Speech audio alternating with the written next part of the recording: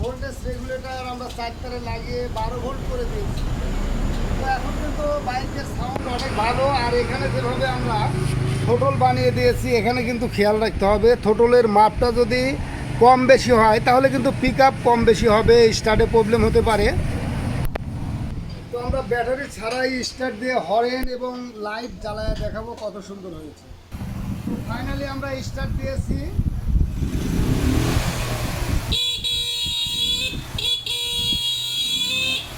তো এটা কিন্তু ব্যাটারি ছাড়া। তো আমরা পরবর্তীতে ব্যাটারি লাগাবো। এছাড়া এখানে আমরা হেডলাইট, এলইডি বাল্ব এগুলো কিন্তু সব।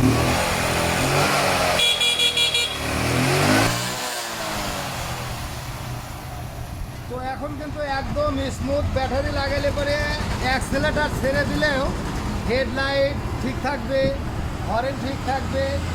আর যদি আমরা এভাবে চালাই তাহলে কিন্তু পিক আপের পর